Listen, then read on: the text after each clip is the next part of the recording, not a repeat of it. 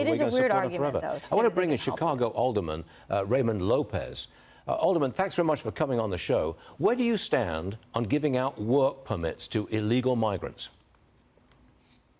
Well, I think one of the things that we have to be clear about is the fact that we have two different categories that we're discussing. We have the asylum seekers who are automatically going to get Social Security numbers and work permits eventually. And then we have those undocumented individuals that have already been in our cities who have been waiting for a pathway forward. I believe that if we are going to have a true conversation, that we don't need to conflate the two, because it's very disrespectful and insulting to those communities that have been waiting for a pathway forward to legitimize their residency, who are now being leapfrogged by the asylum seekers. The asylum seekers, you're telling me that they are going to get Social Security numbers, they are going to get work permits eventually? Is that the case? Right now, we are seeing at least 2,000 migrant asylum seekers in the city of Chicago alone who have gotten both Social Security numbers as well as work permits for their stay until their merit hearing. Okay, so we know that the administration is working to provide that for them. But do you approve of that?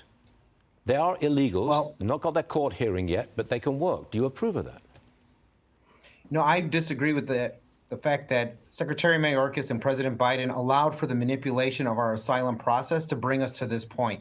I think that we know flat out that wanting work, which is the #1 reason a vast majority of these individuals are here, is not grounds for asylum in the United States. And we're just perpetuating the inevitable that they're all going to be found as not having merit to be here, and then expect them to fully, at some point, self-deport, which we have seen historically never happens.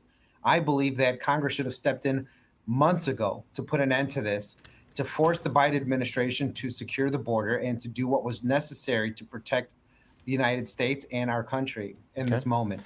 There are new calls for the Democrats to cancel their convention in Chicago because of Biden's support for Israel. Protest groups are threatening mayhem.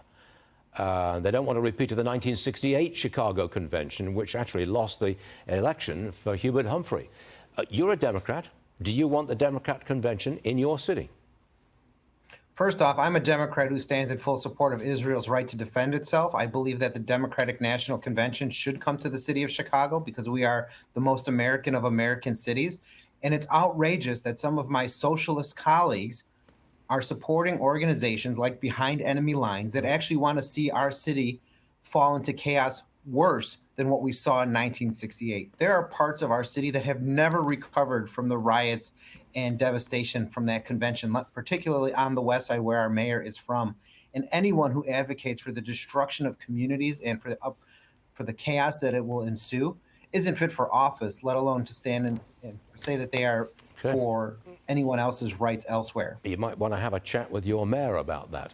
Alderman, thanks seriously, thanks very much for joining us, sir. We do appreciate it. Thank you, guys.